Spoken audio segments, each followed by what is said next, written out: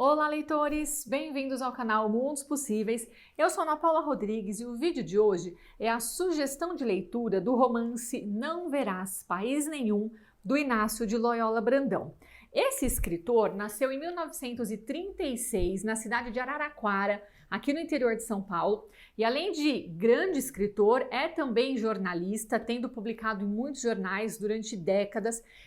Dentro da sua produção, nós temos os romances, que são muitos, temos uma grande produção de contos e também de crônicas que foram publicadas em jornal ao longo da sua carreira. É um escritor e jornalista muito premiado, suas obras têm sido traduzidas em diversos idiomas, então além do inglês temos traduções no italiano, até no húngaro, além de muitos outros idiomas. É um escritor que também está muito na internet, ele é super ativo, participa de muitos eventos literários, de muitos eventos acadêmicos, eu já tive a oportunidade de vê-lo e ouvi-lo falar diversas vezes. Procurem no Google, tem muitos vídeos dele com testemunhos, falas, apresentações, participações em eventos acadêmicos. Muito recentemente ele participou de uma grande festa literária, então tem bastante coisa dele na internet, é muito gostoso ouvi-lo falar da sua própria obra, do seu processo criativo. Fica aí a dica para vocês. Bom, esse romance, Não Verás País Nenhum, foi publicado originalmente em 1981. E a gente pode dizer que ele faz parte de uma trilogia, que a gente poderia chamar de uma trilogia distópica. Para quem já nos acompanha aqui no canal, já ouviu falar bastante de distopia. Nós temos uma playlist só sobre obras distópicas. Nessa playlist a gente tem um vídeo, o que é distopia, em que eu apresento as características principais e algumas das obras fundamentais sobre esse tipo de literatura. Se você ainda não conhece, dá um pulinho lá na playlist. E por que a gente pode chamar esse conjunto de 3 obras de uma trilogia distópica? Vamos pensar o seguinte: em nenhum momento o Inácio de Loyola Brandão pensou assim, vou escrever uma distopia. Não. O que ele pensou foi, o primeiro romance, dessa trilogia, digamos assim, é esse aqui, de 1975. O título dele é Zero. Já é muito intrigante, não é? Este título. E aí o Inácio estava lá, em 1975, com o contexto histórico, ditadura militar no Brasil, não é? É nesse contexto em que ele está, jornalista, sendo censurado, tendo várias das suas matérias censuradas no jornal, não sem conseguir publicar, todas essas questões. E aí ele vai olhar para o seu tempo, vai olhar para a realidade em que ele vivia, vai olhar para o passado, e vai pensar, onde é que nós vamos parar com isso? Então, quando ele vai fazer a crítica ao seu momento histórico, ele joga isso para um futuro imaginário. Essa é uma das características da distopia, é jogar essa crítica para um futuro. É um jeito de falar assim, não, gente, eu não estou falando dos militares aqui do Brasil dos anos 70, não, eu estou falando de um lugar qualquer, num futuro distante. Então é um pouco essa a ideia. Esse livro, além de ser distópico no conteúdo, ele traz um trabalho formal inacreditável, assim, revolucionário. A gente tem que pensar que em 1975, quando esse livro é lançado, ele causa uma grande confusão, os censores não entendem nada, a crítica não sabe como analisar o livro, os leitores têm reações também sempre muito diversas, porque ele inova, ele é uma grande inovação formal. Vou mostrar para vocês, porque não aguento, é muito legal, tem que mostrar. Então, olha que interessante, Teoricamente, o romance começa aqui, Então, observem. Num país da América Latíndia, amanhã. Eu acho genial essa América Latíndia. Porque não eram os latinos, que estava, o povo latino que estava aqui desde sempre, quem estava aqui eram os índios. Então, nessa página, a gente já poderia fazer um vídeo de 12 horas para discutir esse nosso espaço geográfico. Ele traz aqui também um mapa, em que ele vai apontar alguns lugares nessa América Latíndia. E aí, mais importante do que a questão geográfica, é a questão social, é a questão histórica, o que é importante, como é que cada um desses lugares é visto. Então, é um livro muito interessante. Aí, quando a história começa, É a história de um José, né? Qualquer, como tantos outros Josés, num amanhã não identificado, nesse lugar também não muito identificado, mas a gente vai, né, perceber que é São Paulo, existem várias referências a São Paulo, que vive nesse lugar que é um horror, que é um lugar em que as mudanças climáticas e a queima das florestas e a comida industrializada, tudo isso acabou com a população, é uma pobreza, tudo dividido em castas, né? Então, assim, os pobres cada vez mais pobres, sem a menor possibilidade de sair dessa pobreza. Então, a gente vai perceber que é a distopia nesse sentido. E o José tentando sobreviver no meio desse lugar. E aí, voltando à questão da forma, perceba, o romance começa a ser narrado, mas o tempo todo ele é interrompido por notas do narrador que inventa que umas coisas que ele quer contar na lateral, que ele poderia contar no fluxo do romance, mas ele quer contar aqui do lado. Em alguns momentos, nós temos interrupções no texto, né, trazendo notícias de jornal, diálogos que não tem nada a ver com a ação do romance que está acontecendo, e aí 200 páginas para frente, o narrador chama a nossa atenção. Lembra aquele diálogo que apareceu lá no começo? Eu acho que aqui é a mesma pessoa. Então é um romance que requer um leitor muito ativo, muito participativo na leitura, muito atento, porque é preciso estabelecer todas essas relações. É um romance de uma linguagem muito agressiva, é um tapa na cara, assim, a cada linha, não é? Então, por isso que é um romance que causou muita polêmica durante muitos anos, quando se falava da produção do Inácio de Loyola Brandão, se pensava nesse romance, no Zero, não é? Ele até brinca em algum dos vídeos que chegou uma hora que ele não aguentava mais, e aí que ele fica muito feliz quando outros romances começam a ganhar destaque também na crítica e no público. Então, fica a dica, dentro da dica, é esse romance super impactante, que merece muito ser lido. Bom, ele é de 75. O romance, que é o título do vídeo de hoje, é esse aqui, que é de 1981, eu já volto nele. Eu queria destacar, porque eu falei que é uma trilogia, que em 2018 o Inácio vai lançar esse livro, que tem um título maravilhoso, né? Desta terra nada vai sobrar, a não ser o vento que sopra sobre ela.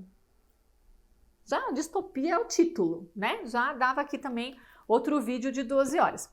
Como esse livro ele é de 2018, o nosso escritor está muito atento ao que está acontecendo. E o que está acontecendo no Brasil, né? Desde 2014, 15, 16, né? 17.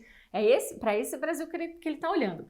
O Inácio acompanha muito de perto a nossa política brasileira, né, inclusive como jornalista, há décadas, então ele tem esse olhar super crítico, super atento para as minúcias, para as mudanças de mão do poder, ele vai observar tudo isso com muita atenção, assim como ele já fazia nos romances anteriores.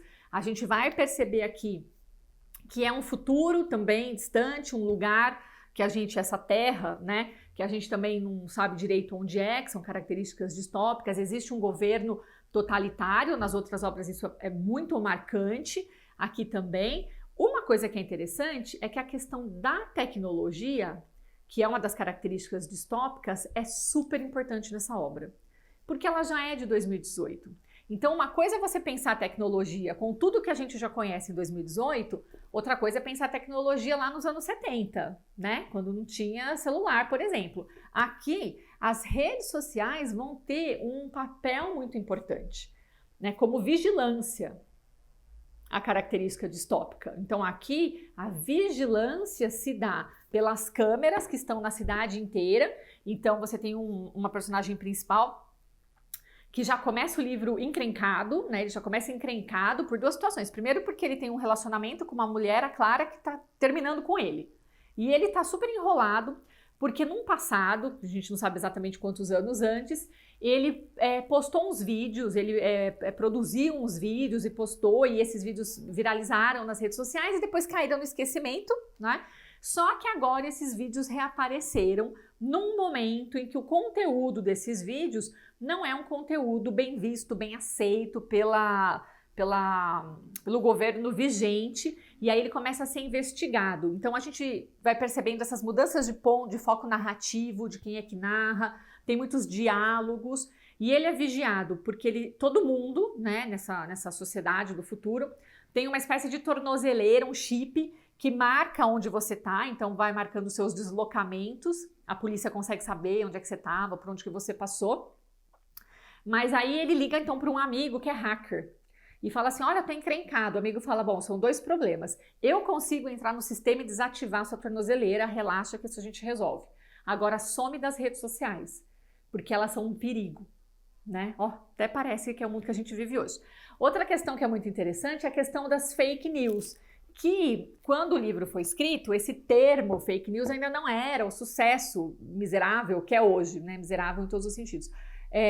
Mas essa questão do que é a verdade, que a verdade não importa tanto, mas importa o que viraliza e o que as pessoas acreditam, estava aqui. Então, gente, é ler praticamente o nosso mundo. A gente lê a página e fala assim, bom, vamos lembrar que é ficção, né? Porque parece que eu estou vendo a nossa vida de hoje. Essa é uma característica importante das ficções distópicas, né? De dar tapa na cara da gente o tempo inteiro. Bom, mas aí, no meio dessa trilogia, está esse romance, que é o Não Verás País Nenhum, e aí é sobre ele que eu queria falar um pouquinho mais, tá? Os três são incríveis, valem muito a pena. Eles não são uma trilogia no sentido de que as personagens sejam as mesmas, não é isso. É uma trilogia no sentido de que a ambientação distópica é a mesma, né? É pensar nesse universo das características distópicas. E quem são as personagens principais aqui? O primeiro personagem é o Souza. Ele é um homem aí de meia idade, não é? Que era professor no passado, professor de história, era um intelectual, que vive num regime, né, num tipo de governo totalitário e autoritário, que aposentou compulsoriamente todos aqueles que poderiam de alguma forma falar contra o sistema. E aí, gente, professor de história, né, tipo, foi o primeiro a ser aposentado compulsoriamente, então ele precisa abandonar, precisa sair da universidade, onde ele dava aulas, e aí arrumam o próprio governo. Gente, o governo tem um nome incrível, o nome do governo é O Esquema, né? Parece que diz alguma coisa. Aí o Esquema arruma para ele um emprego horroroso, super burocrático, que ele tem que ficar vendo assim, ó, planilhas de números, só conferindo, sabe?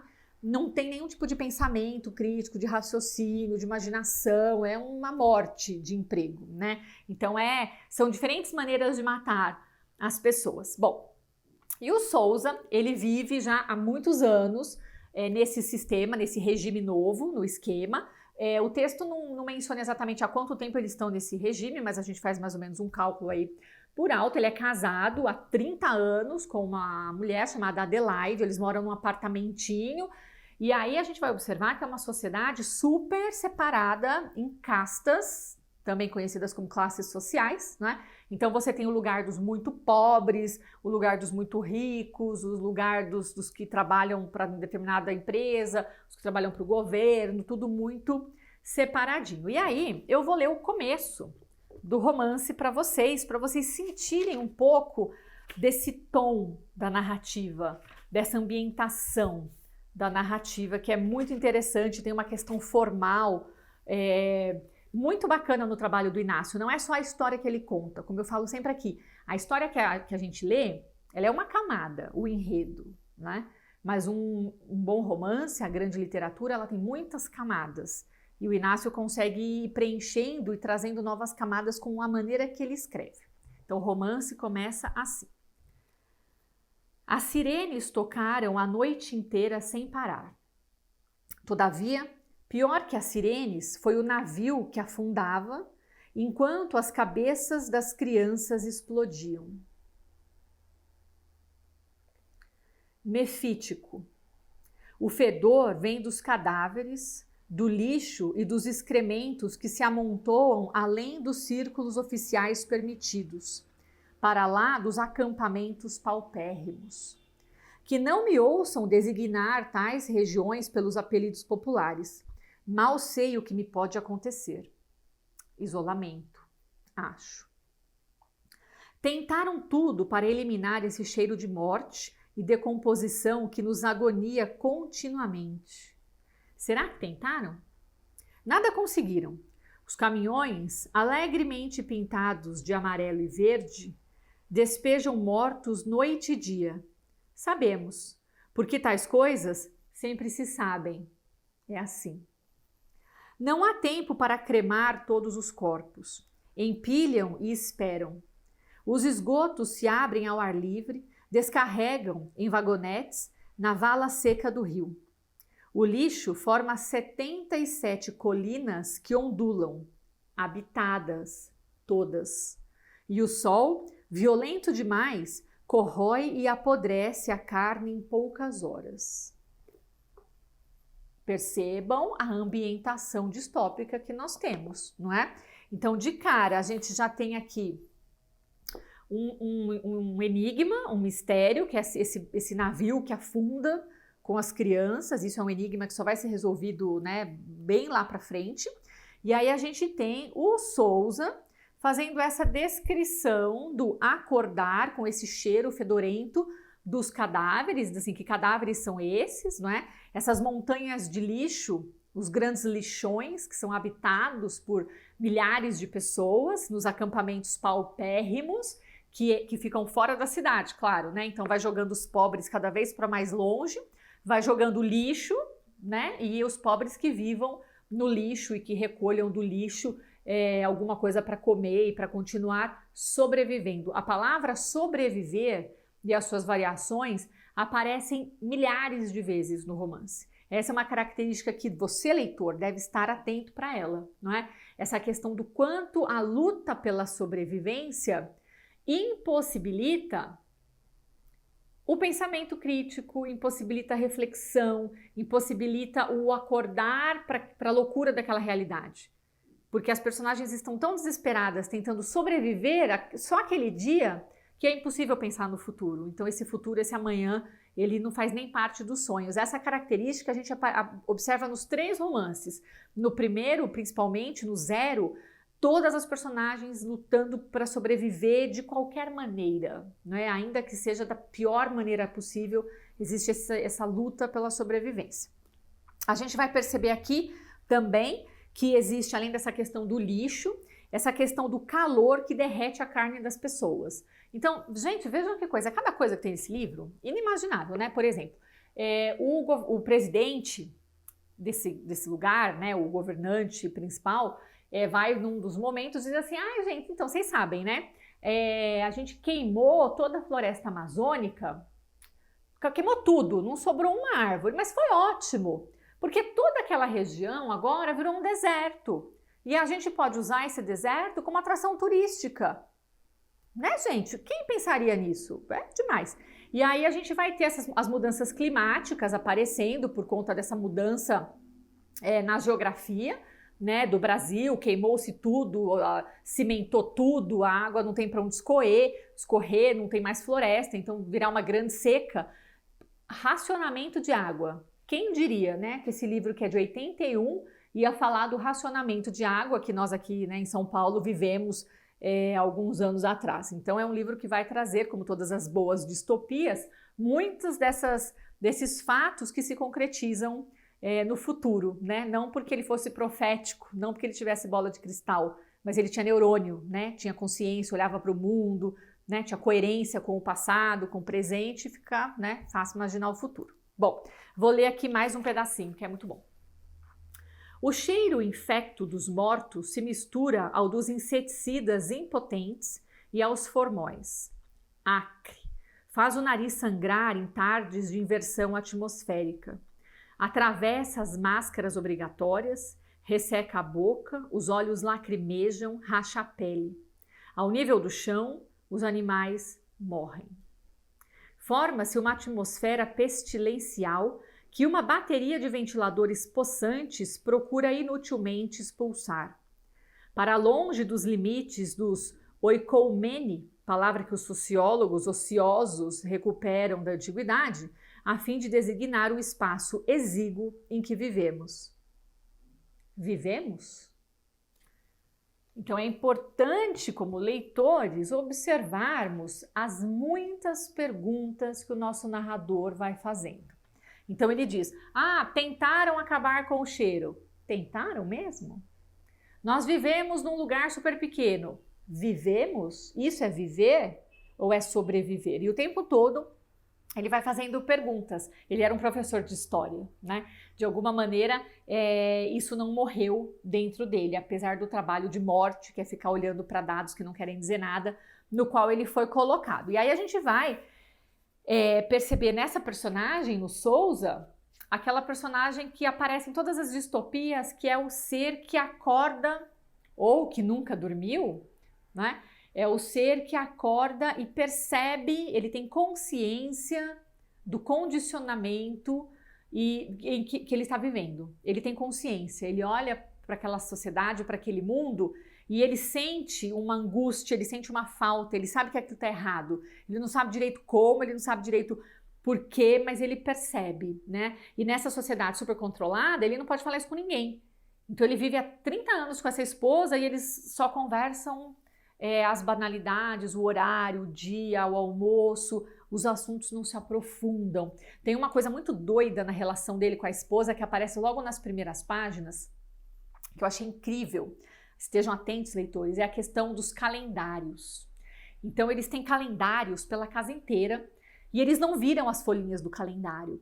É como se o tempo tivesse congelado, existe aquela coisa de um tempo fixo, de uma permanência daquele tempo. E aí tem um dia do ano em que eles recolhem todos os calendários, embrulham e guardam num quartinho. E aquilo fica lá guardado. Então, a passagem do tempo, ela é sentida e medida de uma maneira muito doida, muito diferente. E a gente vai perceber isso na maneira como a sociedade se organiza. Então, em inúmeros momentos, o nosso narrador, ele vai falar... ele vai se referir à divisão do tempo cronológico num tempo em eras. Então era assim, na era das ditaduras, né, que foi seguida pela era dos abertos 80, gente, percebam as relações, né, dos anos 80, da abertura política, da anistia, não é, que veio logo depois da ditadura, como é que isso vai se dando. Aí depois tem a era da tomada de poder, então vão ser vários golpes, vários golpes, né, de Estado que vão se dando um atrás do outro. Aí tem um momento que é a era da grande esterilidade, quando as mulheres, por conta de toda a comida artificial, dos problemas climáticos, as mulheres vão ficando inférteis, aí não nasce criança, aí depois as crianças nascem com um monte de anomalias, aí tem uma outra era, o tempo das crianças exterminadas. Então o tempo todo, né, o tempo cronológico, ele é dividido nessas eras, como uma necessidade quase doentia de dar nomes a essas eras, nomear de alguma forma, o que faz com que vire tudo uma confusão. Então, às vezes, ele vai pensar uma coisa e falar, mas isso foi antes ou depois daquela era? Mas aquela era foi antes, são tantos nomes que eles não conseguem acompanhar. Então, a história, né, com H maiúsculo, a história da humanidade, a história desse país, ela deixa de ter importância, ninguém entende mais. São tantos nomes que nenhum deles faz sentido. A história deixa de ser significativa, né? E as pessoas, os indivíduos, não fazem parte ativamente dessa história. Eles são completamente passivos, porque eles só tentam sobreviver, né? É isso que o Souza vai tentar fazer desde o começo do livro. E aí tem uma coisa, um fato, né, que a gente pode chamar de fantástico, que se dá também nas páginas iniciais, não é um spoiler, é que ele acorda, tem sempre esse sentimento de ansiedade, de que é um tempo morto, de que é um tempo desperdiçado. E aí um dia ele olha assim para a mão e tem um buraquinho na mão, um furo que dá para ver do outro lado, um buraquinho. E aí esse buraquinho aumenta e ele fica com aquele furo na mão. E aí é claro que ele vai, num primeiro momento, tentar esconder esse furo, né? Ele não sabe o que é isso, ele pode ser denunciado, ele não sabe qual seria a punição, porque tudo é passível de punição numa sociedade super autoritária, totalitária, controladora e rígida, onde as pessoas não conseguem se mover socialmente. Então é esse elemento fantástico, que é o surgimento deste furo na mão, que vai causar ruptura na rotina do Souza. E aí vocês vão ler o romance, não é? É um romance, assim como os demais dessa trilogia, que dialoga muito com os grandes nomes da distopia, né? Então a gente vai perceber características, por exemplo, do Fahrenheit 451, do Huxley com o Admirável Mundo Novo, né? A gente vai perceber esse diálogo com essas grandes distopias. Espero muito ter despertado em vocês a vontade de conhecer esse autor, para quem ainda não conhece, para ler essas obras, né? Para quem ainda não leu, principalmente o Não Verás País Nenhum. Espero que vocês deixem os comentários aí, para quem já leu, me conta o que vocês acharam. Quem não leu ainda, me conta o que achou do vídeo. E eu espero vocês na próxima leitura.